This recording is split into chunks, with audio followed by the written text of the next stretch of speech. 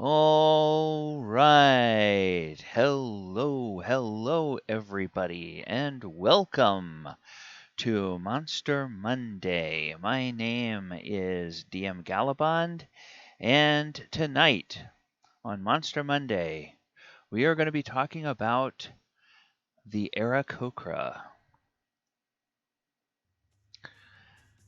Okay, picture, if you will, your party is scouting along the Lost River in the Sighing Valley. You're in the Somber Hills region of the Sword Coast. You've heard that there are some cults of elemental evil around, and you're on the lookout because those cliffs look like the perfect spot where maybe griffins or possibly even manticores would have their lair. So you're being very careful. Suddenly there's a shadow, and everybody ducks. And when you look up, there's a bird person? Maybe? And says, "Hail, adventurers! Be welcome. Come to our camp. We are the Aarakocra. Share our fire. Tell us what you seek, and we may be able to help you." Now this, of course, is one particular way, in one particular published campaign, that your party might come in contact with the Aarakocra. Aarakocra are a humanoid that has wings, and so they can fly by default. They are one of very, very few humanoids that have that ability. And Aarakocra are built into the Princes of the Apocalypse campaign, which that little scene that I painted for you comes from. And early on, when the party is investigating Feathergale Spire, where the cultist of elemental air have their stronghold, it's a possibility, depending on how they approach that stronghold, that they may run across some Aarakocra who, well, let's just say they're not exactly the greatest fans of the air elemental cultists. So let's go ahead and get started by looking at the monster that we have. Now this image is the Aarakocra out of 5th edition. Aarakocra are around 5 feet tall, and according to some of the descriptions of the monster in various editions of D&D, their wingspan can be as large as 20 feet. They have avian heads and beaks and wings, but their torso is very much like a humanoid. They speak their own language and Aran, which is the language native to the plane of elemental air. And a few of them know the common tongue. They can fight with their talons, but they most often use spears. And their favorite attack is a steep swift dive, not a step sweet dive. A steep swift dive that ends with a devastating spear attack, dealing extra damage from the speed that they gain during their attack. What about the lore of the Aarakocra? Well, looking at 5th edition specifically, Aarakocra supposedly range and are native to the Howling Gyre, which is an endless storm of mighty winds and lashing rains that surrounds the tranquil realm of Aqua in the elemental plane of air. Making aerial patrols, these bird-like humanoids guard the windy borders of their home against invaders from the elemental plane of Earth, such as gargoyles, who are the sworn enemies of Aarakocra. And on the material plane, you'll find Aarakocra areas atop the highest mountains, especially peaks that are near the portals of elemental plane of air. From those heights, Aarakocra watch for signs of elemental incursions, as well as for nascent threats to their home plane. Aarakocra prefer to live their lives like the wind, unburdened and ever moving. They watch over a region for years if that's what it takes to guard against the incursions of elemental evil. That is why they were placed in the campaign for Princes of the Apocalypse. Partly they're placed there to be a potential source of information for the PCs, and partly they are there because their lore says that they oppose evil from the elemental plane of air. Um, all right. Now, in D&D, every creature has a creature type, and the creature type for Aarakocra is humanoid. Humanoids are the main peoples of the D&D world, and indeed, Aarakocra are one of the very few monsters in the D&D monster manual that are also considered a playable race. Um, that is rare in 5th edition. If you're someone who's been around the game for a long time, you will know that in some older editions, most notably 3rd edition, there was within the monster manual, there was a template on many, many different kinds of monsters, not just humanoids, but other types as well, for how you could turn those monsters into player characters. But in 5th edition, it's very rare that you see that. So, interesting thing about 5th edition humanoids, they were introduced as a playable race in Princes of the Apocalypse, and then in the Adventurers League, which is the organized play D&D that I guess you could kind of, if you're someone who's familiar with the Magic the Gathering events that they do at hobby stores like Friday Night Magic and stuff, Adventurers League is sort of the D&D equivalent of that, where it's organized storylines that everybody's supposed to play in a set order. Going through a series of weeks to follow a storyline of a published campaign. But when that came out, they immediately said, "Oh, Aarakocra, they're not legal to play." Yes, we just introduced them in the supplement, but no, no, no, you can't play them. And everybody said, "Why?" Well, because they get to fly at first level.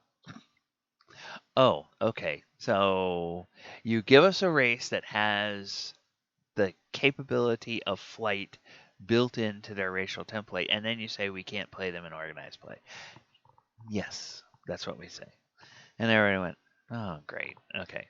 But yeah, it was because of the way Adventurers League is organized, that would be kind of unbalanced for most of the rest of the races. So I think that's why they did it.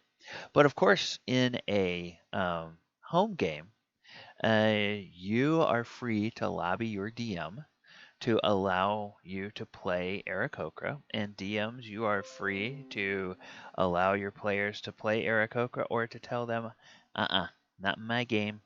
It's up to you. You guys can do whatever you want in a home D&D game.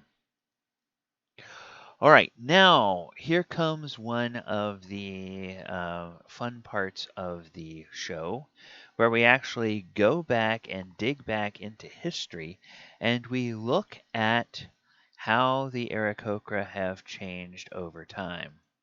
All right, first of all, here is that area of the Sighing Valley. And right down here would be where you would find the Aarakocra camp if you were coming through there looking for Feathergale Spire. But the first mention of Aarakocra as a race in D&D goes all the way back to AD&D or First Edition, which debuted in the early 1980s. The source for this is the Fiend Folio, and the Aarakocra was called the Birdman as well. And as you can see, the artwork, all of the first edition games had this black and white artwork. And so the original sketches show us a creature that looks a little bit like this. And in the 5th edition D&D, The wings of the Aarakocra kind of seem a little bit more like angel's wings, and their arms are completely separate.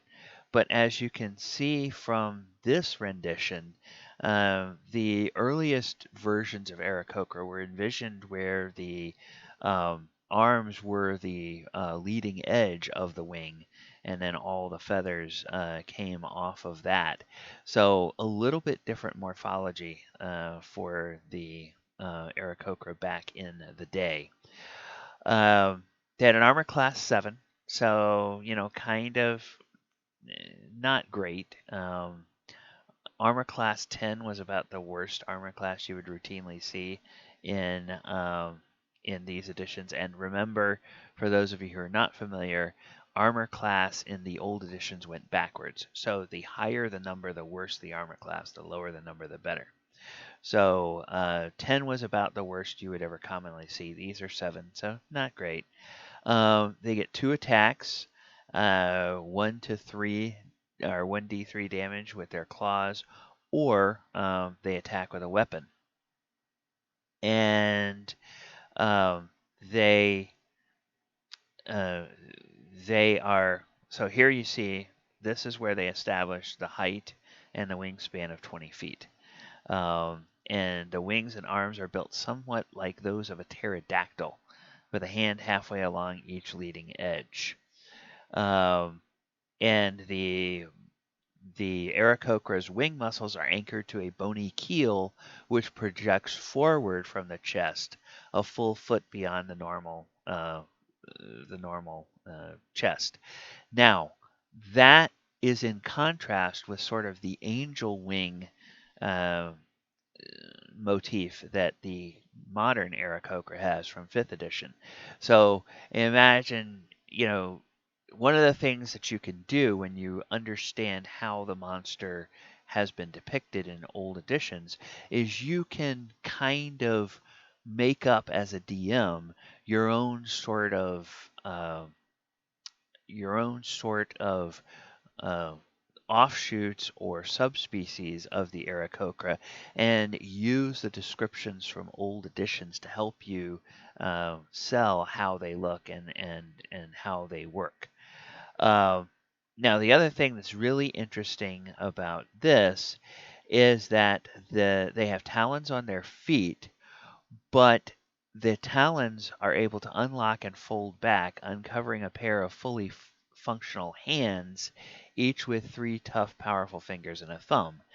And in this edition, they decided that it's these hands on their feet that they use to either stab or throw their javelins. So they establish the diving attack here as well, and they get an extra +4 attack, and they do double damage on a successful hit.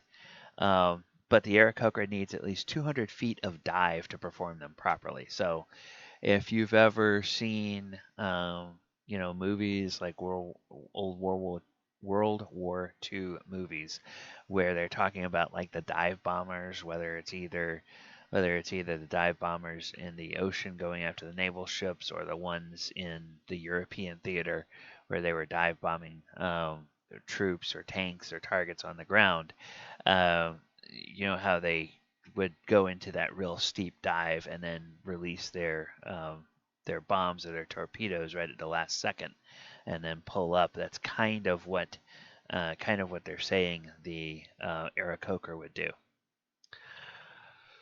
Okay, there's a whole bunch of other information here about them. They have their own language.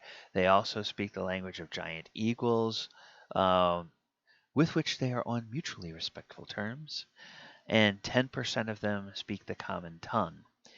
And the plumage varies in color from tribe to tribe, so they kind of give you leeway to do any kind of coloration that you want. So they could be more like birds of prey coloration, and range from like hawks to eagles to falcons in their different colors. Or you could even go something completely wild and do sort of like tropical birds like parrot-like plumage, where they're all kinds of different colors and everything. Beaks are about 5 inches long, gray-black, and in a shape between that of a parrot and an eagle. And they also mention here in this one, which is something that hasn't been retained in later editions. They say that they're very lightweight, 50 to 80 pounds as an adult. So 5 feet tall, 50 to 80 pounds. Why? Because they have hollow bones, just like a bird. All right. So now when we get to second edition, well, we see here's the second idea of what an Aarakocra looks like. And in second edition, you have that same thing going on with the wings, where the wings are part of the arms. And of course, now it looks like the actual leading edge of the well, no, I guess the leading edge of the wing does sort of continue on out here. So that stretches beyond their arm span. Again, they have armor class 7. Hit dice 1+2. Thaco, that was another stat from the old editions. So that means that when they attack, they had to roll a 19 to hit an armor class 0. And the description here in second edition is rather similar to that, except they talk a little bit about plumage variation between the sexes. So generally males are red, orange, and yellow, while females are brown and gray. So now they're sort of taking their cues of plumage from songbirds, where if you know most songbirds, the males are very brightly colored, which is thought to be something that they use in mating to attract females. So in aerial combat, they fight with either talons or heavily fletched javelins that they clutch with their lower hands, so those hands on their feet. And they're reluctant to engage in grappling or ground combat because of the fragile bones. And then the tribes are 11 to 30 members. And a tribe has a hunting territory of about 10,000 square miles. So that's a pretty large area. So you would find these tribes well spread out from each other and not right on top of each other. And they're kind of isolationists. They don't have a lot to do with other species, including neighboring Aarakocra tribes. And leave their home territory only in extreme circumstances. And their most frequent encounter with humans is in very rural areas where they might snatch a stray farm animal, like a sheep that has escaped its pen and wandered out somewhere, and an Aarakocra says, "Ooh, dinner," and grabs it. All right. Now in third edition, and I should mention that in second edition, the Aarakocra appear in the Monstrous Manual, which is, for that edition, I don't know why they changed the name, but the Monster Manual became the Monstrous Manual in second edition. It's the Monster Manual in every other edition. In third edition, there was a supplement to the Monster Manual called Monsters of Faerun. And Faerun, if you're not familiar, is the continent where the Forgotten Realms area is set, and the Forgotten Realms includes the Sword Coast. So they're medium-sized humanoids. They're 1d8. They have an armor class of 13. And they have a whole bunch of different stats here in third edition, because third edition just they had bonuses and variations for everything under the sun. So their 13 comes from everybody starts off with an armor class 10. and then they have a +2 for Dex and a +1 for natural armor. They attack with talons and a javelin. Special attacks, they can do a bite, and they can summon a large air elemental. So this is where we see another new thing about the Aarakocra. Now, what's really interesting here is that the Aarakocra here, they're not really depicted as very humanoid at all. If you look at this, this looks like a bird, including all of the appendages of a bird's tail, with human-like hands on the middle of its wings. Just really doesn't appear to be very humanoid at all. And again, they're avian humanoids, 5 feet tall, 20-foot wingspan, gray-black beaks and black eyes. They avoid fighting on the ground, and they throw javelins from afar. And they carry 6 javelins strapped to their chest in individual sheaths. Okay, now, here's something that has remained in 5th edition about the Aarakocra, that they can summon an air elemental. So if you get 5 Aarakocra together, with at least one of them as a cleric, they can cast Summon Monster 6 to summon a large air elemental. To perform the summoning, Aarakocra must perform an aerial dance for 3 rounds. Now, I think the size of the air elemental in 5e is a little bit different, and I think the casting time is a little bit different as well. So characters, Aarakocra leaders are usually fighters, and fighting is their favorite class. Clerics have access to air, healing, and sun domains. And then they share hunting territory about 100 miles square. Tribe shares a large open roof communal nest made of woven vines. And then, sages suggest that Aarakocras are an immigrant race originally native to the distant land of Maztica. So now this is if you're going to set a campaign in the Forgotten Realms, this is kind of a little bit of lore that you can use to tell you where the monsters originate and how they got to where they are, whether they're native, whether they are immigrants, or whether they are, I guess, visitors or transplants from another plane, if you will. So this gives you a little bit of information about where they might come from and where you might find them most often in the Forgotten Realms.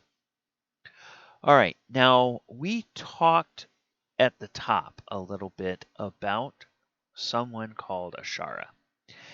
And Ashara is a particular Aarakocra that your party will meet if they are in, or your party can meet if they are in Chult pursuing the Tomb of Annihilation campaign. This Ashara is a spellcaster. She's kind of the leader of her tribe. She's the venerable matron of her tribe. And there is a tower called the Firefinger, which is an old signal tower that is now haunted by some people called the Terrafolk. And Terrafolk are a monstrosity race that is evil, and they are kind of like pterodactyl people. And they have captured one of Ashara's young scouts. And so if the party rescues the scout, the scout will encourage the party to go to the settlement, which I believe is called. I have it in my notes. I believe it's called Iraqi or something like that. And she will do a spell that is a ritual that will allow non-flying humanoids to have flight for a limited time. So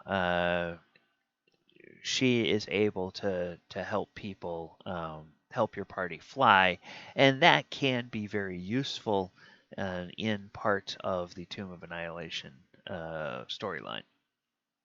So, and actually, I guess she's a druid as her class, because she has these different druid spells memorized, and she's considered a 5th level spellcaster. All right, and then the basic generic Aarakocra from 5e. Here we have them, and of course that's where we have our image of the Aarakocra. And as you can see, very different from the way they looked. There's no hands anymore on the wings. Like I said, the wings kind of more make you think of an angel's wings. It doesn't seem to. There's no nonsense about any kind of hands on the feet. All of the business with the javelin seems to be handled by their main hands, and then their bodies are such that they can wear armor and carry equipment just like any other humanoid race would. So the main difference with them is, of course, going to be the fact that they have a bird-like head, and very much their 5e look makes their head and beak look like that of a bird of prey instead of anything like a parrot's beak. Also, will notice that the dive attack here, in earlier editions, it said they needed 200 feet. Well, the dive attack in 5e only requires 30 feet. So, and the attacks made in that way give them an extra d3 of damage, or an extra 1d6, I'm sorry, of damage to the target over the normal javelin attack. And then here they come with their enemies of the elemental evil. That is part of the block of text that came in from the Princes of the Apocalypse campaign. And there's a little hint about yet another story arc or campaign or adventure that a DM could pick up and run with their own home game. Search for the 7 Shards. The Wind Dukes of Aqua come from a race of elemental beings called the Vati, which once ruled many worlds. A creature known as the Queen of Chaos arose and initiated an interplanar war against the Vati rule. To combat the threat, 7 Vati heroes combined their powers to create a mighty rod of law. In a battle against the Queen's greatest general, Miska the Wolf Spider, Avati killed Miska by thrusting the rod into him like a spear. The rod shattered into 7 shards that were scattered across the multiverse. Aarakocra seeks signs of the pieces' locations in order to rebuild what is now known as the Rod of 7 Parts. And those of you who have been around D&D for a long time, you may recognize the Rod of 7 Parts as a classic module. I believe all the way back from the days of AD&D, so 1st edition. That's a big callback there. So the air elemental, you have 5 Aarakocra within 30 feet of each other, can magically summon an air elemental. They must use their action and movement on 3 consecutive turns. Oh, okay, so it is still 3 rounds. To perform an aerial dance and must maintain concentration while doing so. When all 5 have finished their 3rd turn, the elemental appears in an unoccupied space within 60 feet. It's friendly toward them and obeys the spoken commands. Remains for 1 hour or until all of its summoners die, or until any of its summoners dismisses it as a bonus action. And they cannot perform the dance again until they finish a short rest. And when the elemental returns to elemental plane of air, any Aarakocra within 5 feet of it can return with it. So again, sort of lending credence to the idea that the Aarakocra are native to the elemental plane of air. So that's a little bit about the history of Aarakocra in the game. So let's go back and talk about how you might use Aarakocra in encounters. Well, we've seen 2 examples from published adventures in 5e. Aarakocra are pitched as good guys, if you will, on the side of the good races. So if you have a party of heroes, if you encounter the Aarakocra at all, they're more likely going to be non-enemy NPCs, but there's ways to play with that. You can have a group of hero NPCs that winds up working for a duplicitous quest giver. So let's say that they're in an area and the king in the area puts out a call for adventurers, and your noble adventurers answer that call, and the king sends them out to do quests. Well, it might be that that king is secretly actually evil, and is just using the PCs to maybe find information or retrieve items that they later plan to use for some evil purpose. And if the PCs go into an area where there are some Aarakocra, the Aarakocra may actually try to warn the PCs or want to stop the PCs from their mission because they know that what they're doing is actually something evil when the PCs don't know it's evil.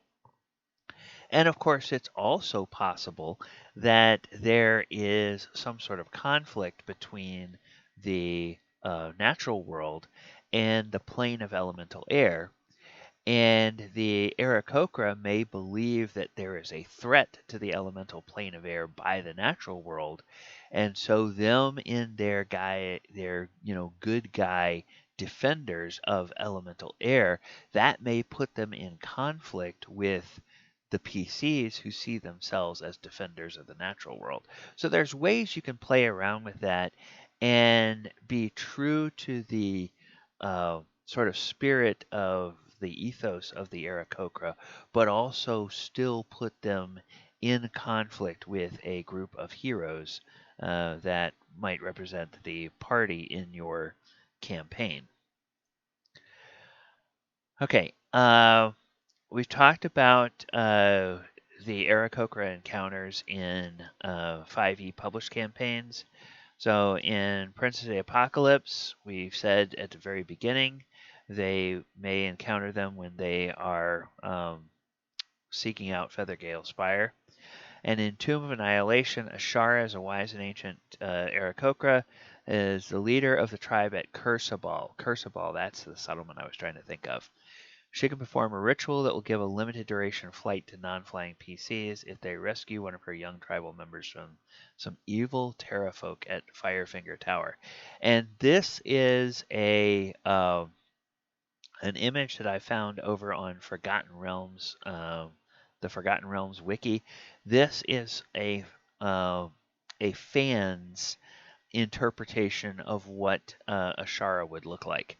So, you know, probably the way you would tell that it's most likely female is kind of the brownish color of the plumage. Not going to be bright and brilliant plumage like the males, a little bit more muted. And so that's what we get as a possible interpretation of how Ashara would look. All right. So now, how could you reskin the Aarakocra? The challenge for me is always when you're looking at something that's really low level, um, you have a lot of choices, but with something like the Aarakocra that fills a specific niche, it's a humanoid that flies. you then begin to kind of run out of real estate when you're looking across the list of other monsters out there. So the Terrafolk are the low-level evil flying creatures, but they're monstrosities and not humanoids. And Aarakocra having a vaguely elemental template, it might be possible to find versions of Aarakocra that have, let's say, celestial or fiendish templates.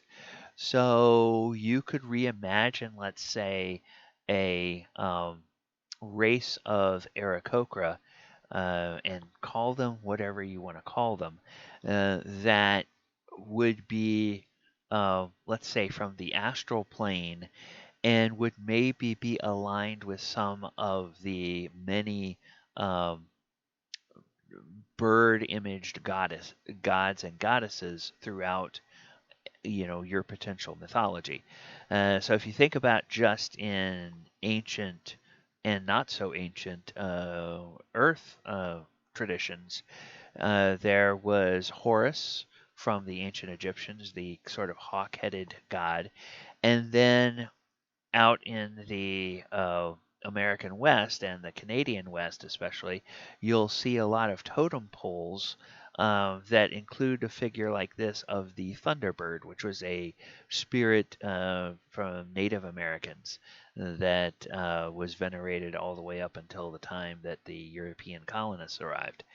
Um, so your homebrew game, you might have some sort of either demonic power or celestial power that could sort of have a group of Aarakocra, and that would give you a chance to maybe play with their power level, maybe bump them up a little bit from their normal CR1 quarter by saying that their attacks also maybe deal necrotic damage or deal radiant damage when they attack, or maybe their war cry deals necrotic damage or deals radiant damage, something like that.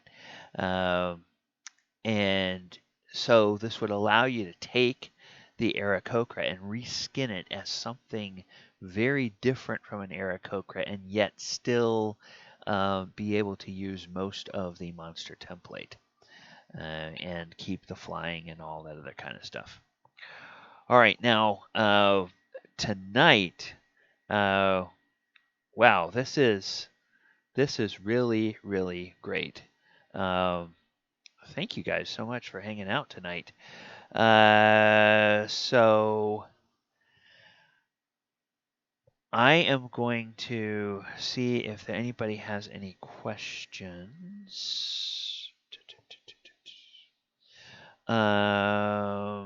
Okay. Well, Strixon, you said that have you been saying their name wrong this whole time?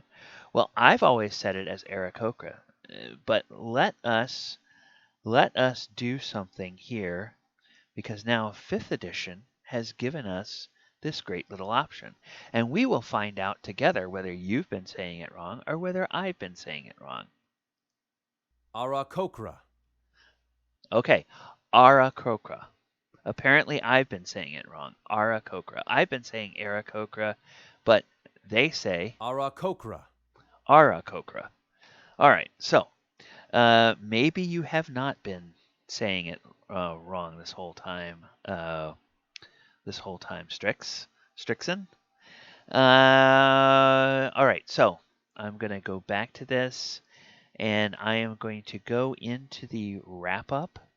But if you have any questions, please put them into chat and I will come back and answer those questions in a moment.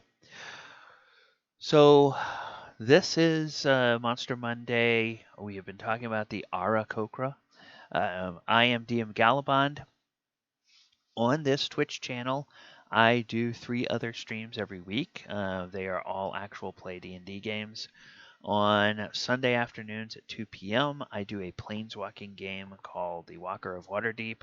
Right now, the party is in Ravnica for the second time. Ravnica is becoming like a second base for them. They and you can hear about this on my Tuesday show, which I will promote in just a minute.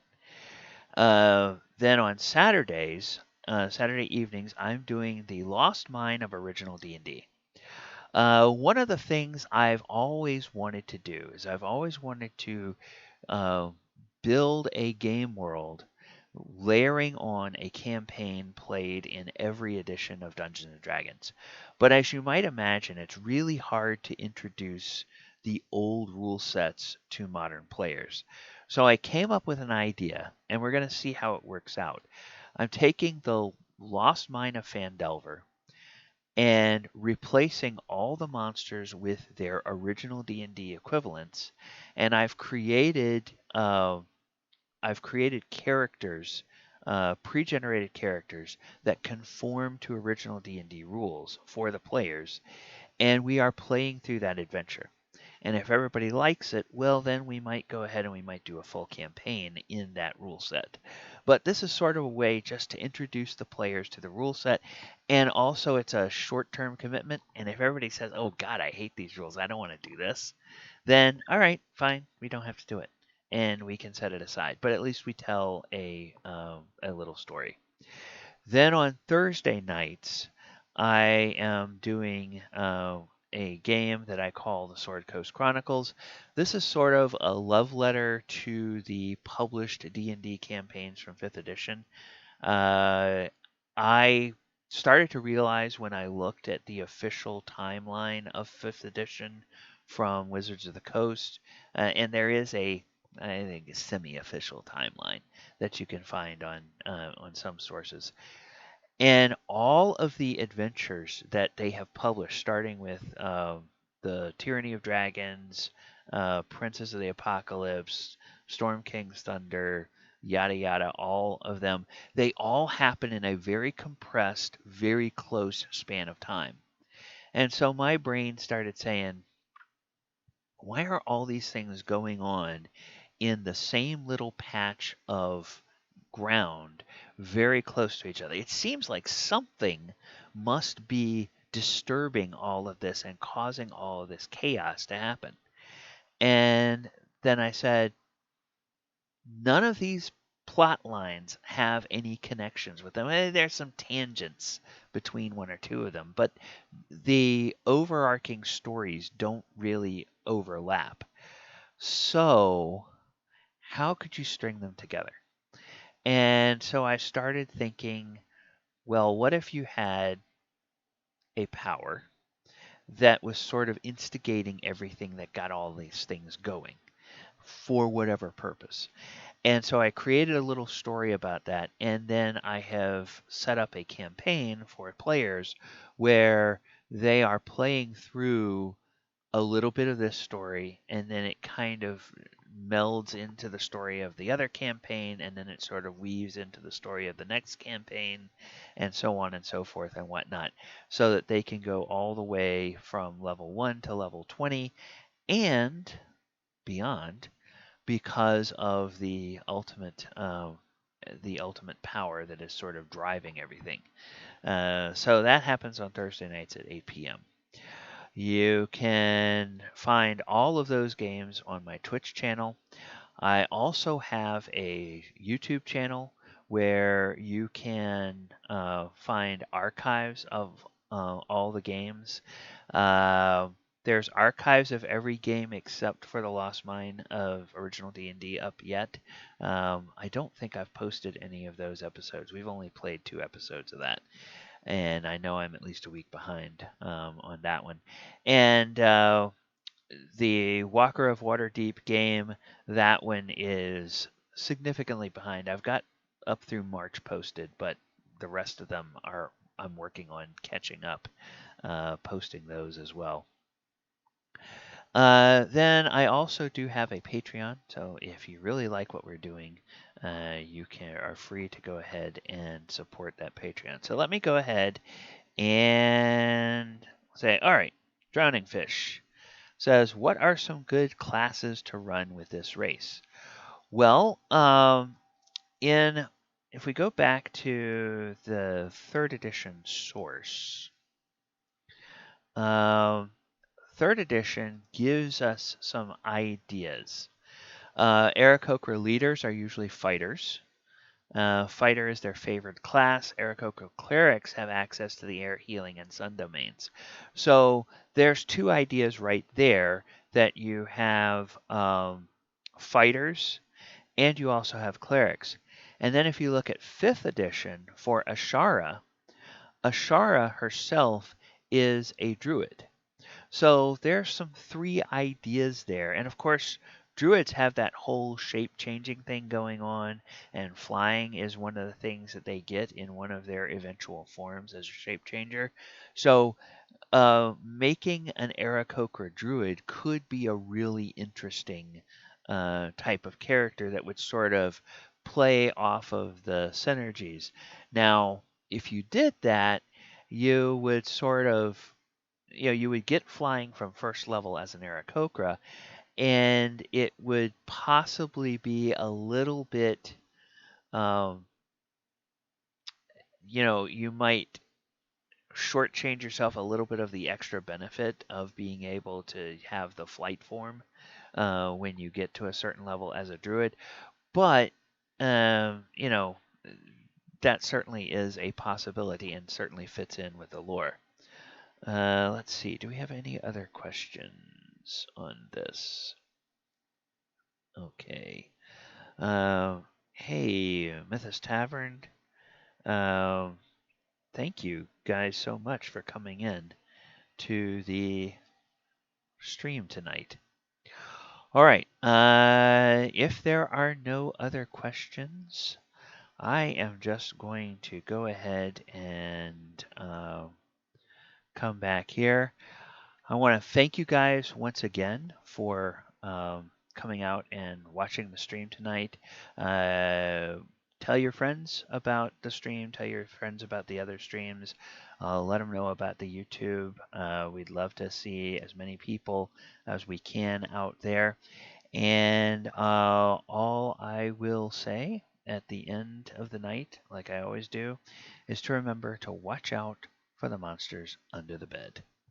Good night, everybody.